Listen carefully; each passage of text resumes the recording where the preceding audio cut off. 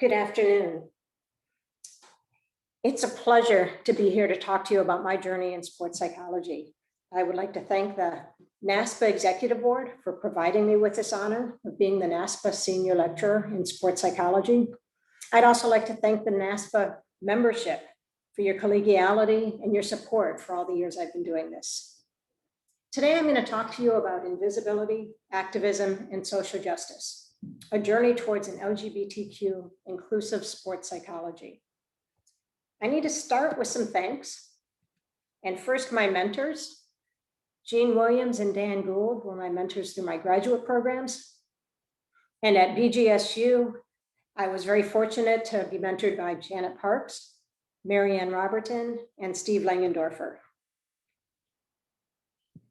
I also need to thank all the people I was in school with, and this certainly isn't all of them, at Arizona and my peers at UNCG. Certainly they had a big impact on my formation and where I've gone in the field. And this group of women deserves a very special thank you. Diane Whaley and I had the absolute privilege to be able to conduct life history interviews with each of them and to be able to share their stories and their contributions and write them into the written literature in sports psychology. Without everything that they've done before me, I wouldn't be able to do what I do, and a lot of women in our field would not be able to be doing what we do in the ways that we are able to today. So for those of you that might not recognize them visually, on the far left is Joan Duda, Maureen Weiss, Penny McCullough, Carol Oglesby, Tara Scanlon, Deb Feltz, Diane Gill, and Gene Williams. So a big thanks to them for providing opportunities for all of us who have followed. I want to share a little bit about how I even got involved in sports psychology and a little of my background, which brought me to the scholarship that I do.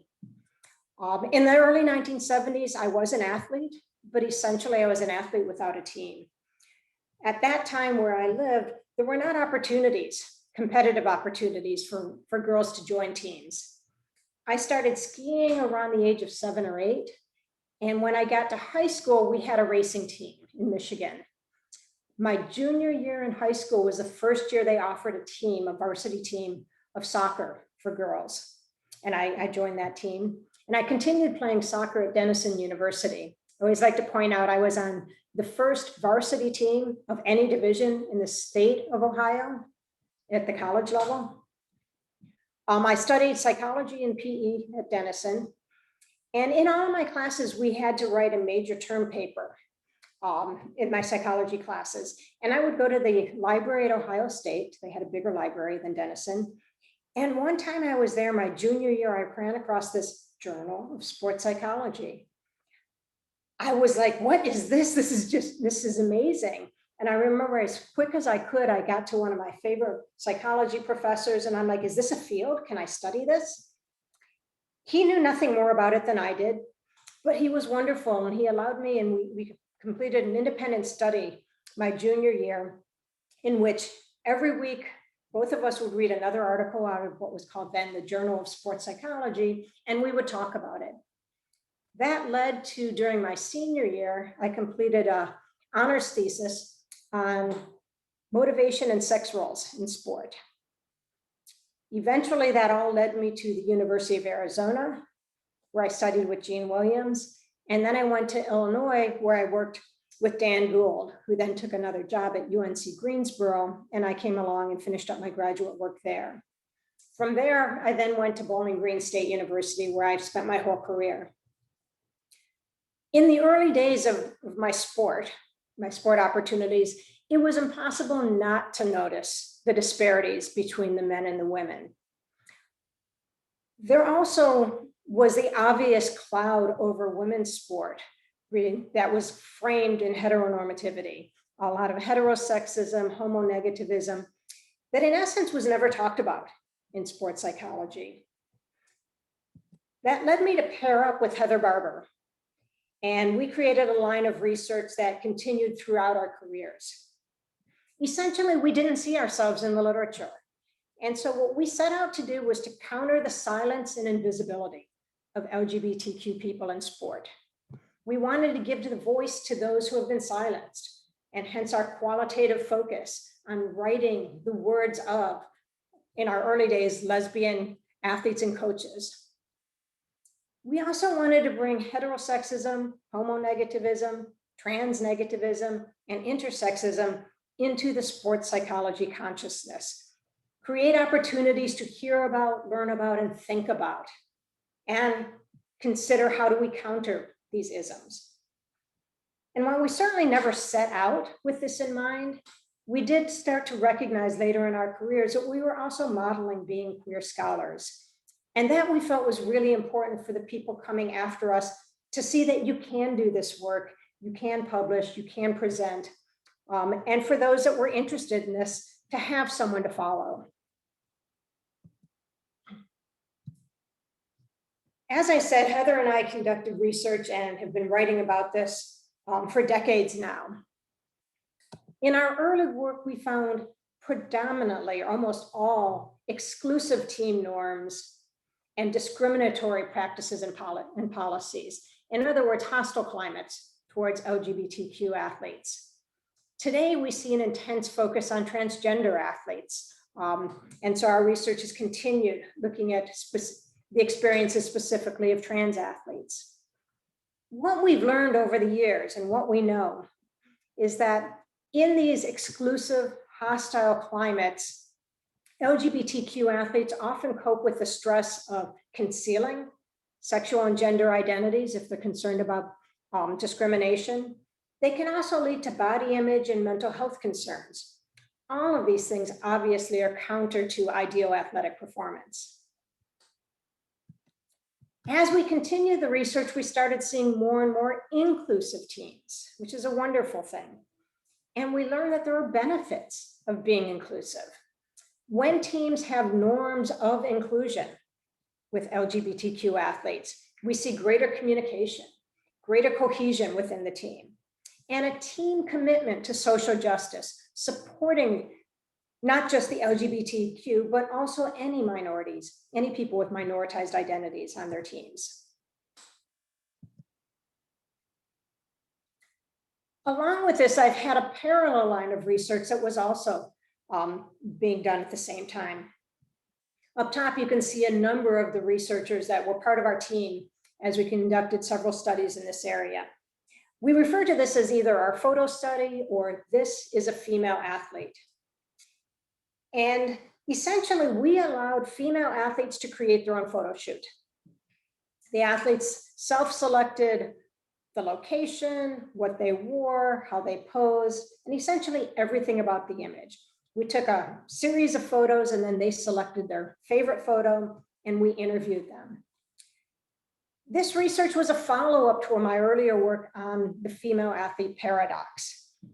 What we learned is that female athletes often have to negotiate expectations around femininity with what it takes to be a successful athlete. So developing athleticism, developing competitiveness, and developing muscularity.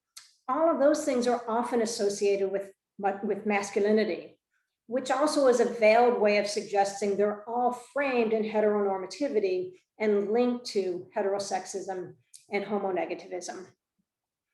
What we found in interviewing these athletes, and you can see on the bottom there are photos of many of the athletes, a number of the images we received in this study, is the athletes emphasize the importance of their intersectional identities.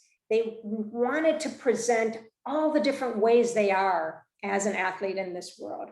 And this crossed in terms of being a student, being a female, being an athlete.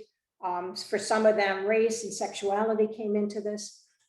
What we're finding is that their images, and more so through the interviews, the conversation behind the images, they're struggling with the same issues that the people they're struggling with similar issues surrounding heteronormativity in their athletic areas. In doing all this research, I have to say there are a number of times that I essentially had an existential crisis. I would take a step back and wonder, what good is this doing? What I consider, what I now term academic activism, essentially was my activism was through my scholarship. Who is my audience? People who read scholarly journals. And so I'd ask myself, what's my impact? What impact am I possibly having by simply writing a bunch of articles to other people who write a bunch of articles? And I would say I had many long conversations with my dear friend Priscilla Choi, who unfortunately died far too young. And she consistently reminded me, and we talked about the role of teaching as activism, teaching as academic activism. By teaching the topics, by talking to my students about my research, they were gaining the language to address these issues wherever they went. My classes were typically filled with either sport management or exercise science students who were going in a wide range of different professional careers at the undergraduate level. Eventually, my impact is that I can now see a large number of my students doing all sorts of social justice activities that I'm so proud of, that they're able to go out there and be the boots on the ground because I'm able to talk about my research and share this with them. So ultimately, I have to remind myself that to accept that activism can occur through our scholarship. When we think about today and where we are in terms of LGBTQ understanding in sport, what can we be doing in terms of being scholars, but also people invested in social justice? Well, in today's world, we can be an advocate for transgender inclusion. Clearly, there are a lot of forces trying to exclude trans athletes. We can be denouncing the World Athletics, previously called the IAAF, their policy regarding who can compete in women's events.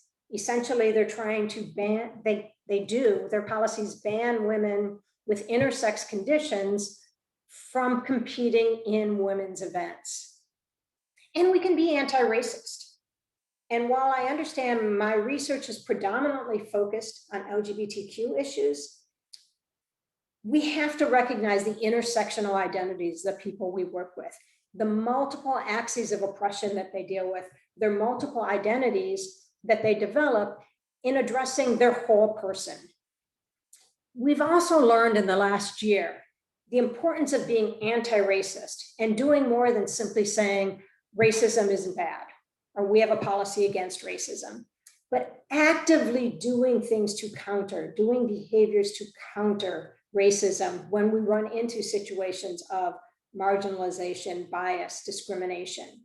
And I think we can connect that to also doing the same thing and be anti-homo negative, anti-trans negative, etc., and be outwardly impactful. To give some examples of this in terms of trans and intersex inclusion, the current political climate is focused on protecting girls and women's sports. In particular, the laws or the bills suggesting that we ban trans girls are supposedly to protect cisgender girls in sport. And similarly, we're seeing the IAAF is trying to ban intersex athletes to protect women who don't have intersex conditions in sport. And I could talk about this for days, but given time constraints, I have a number of references there that can go into all of this in much more detail. But what can we do about this? As sports psychologists, we should be countering the myths about trans and intersex athletes. We also need to recognize the folklore surrounding testosterone, and I borrow that language from Jordan Young and Carcassis, that we need to distinguish between what do we assume based on just past typical norms versus what does the scientific literature actually tell us about testosterone and athletic performance. And what I would suggest, consider the stakes. Who are we benefiting? Who are we hurting? Who is hurt most if we exclude trans and intersex athletes? And what are the stakes there? Versus what's wrong with inclusion and what are the stakes for the people that are already in sport that are supposedly being protected against the trans and intersex athletes? We need to think through these issues. And ultimately, we need to be advocates. The literature shows that when LGBTQ athletes are in a hostile climate, if they have one advocate, one ally they can turn to for support, it changes their whole experience. We are positioned to be that advocate, be that ally for those athletes. This work is difficult. Doing social justice work is full of roadblocks and challenges, and it can be greatly rewarding. So through the ups and downs of it all, we need to pay attention to self-care. 3 things that I recommend on this front. 1, you need to believe in yourself and what you're doing. Check your motives, similar to my conversations with Priscilla Choi. Why are you doing what you're doing? Remind yourself why your work is important. Be reflexive. What works? What doesn't? What might I do differently? Seek feedback and be culturally humble. And what that means is cultural competence. We're probably more familiar with that term. To be culturally humble means to embrace the lifelong learning necessary in social justice. The landscape is constantly changing. We need to stay current with the language, with the issues, with what's going on in order to be effective. Sarah Ahmed, in her book, Living a Feminist Life, warns us to be aware of compassion fatigue. We will get tired. We will get worn down doing this. We are a discipline that teaches coping skills. We need to use them. We need to remind ourselves, use our stress management skills, meditate, be mindful, exercise, take a break, all the things we would suggest of athletes facing burnout. And probably what I turn to the most is find your community. Lean on people that will support you. And I want to share with you some of those people that I lean on. I know there's a whole lot of faces here. These are some of, certainly not all, but these are many students that I have worked with. And I guess one of the benefits that this is recorded is you can go ahead and hit pause and take a look at who all are in these photos. But I have learned so much from my students. They keep me current on current language, on current issues. They push me and challenge me to learn different theoretical frameworks. So working with my students certainly is something that buoys me, my graduate students, as in these photos. My professional colleagues, who I know I can lean to for feedback, for brainstorming, and certainly for a little fun at conferencing. And I certainly need to give a big nod to this group of women. Currently, this is the organizing committee for the Social Justice Through Sport and Exercise Psychology Symposium. We have been holding an annual, pre-pandemic, an annual symposium that brings together people trained in sports psychology, consultants, practitioners, and scholars interested in social justice across all of the isms. And we get together once a year, and I get fully energized by this group of people. And they certainly they ground us, they challenge us, and they support us. So it's important to find these groups that will do that for you when you're doing activist work. So thank you. There was a snapshot of how I do what I do, what I've been doing. I want to again thank the NASPSPA Executive Board for this opportunity. And I look forward to talking with you more during the question and answer period.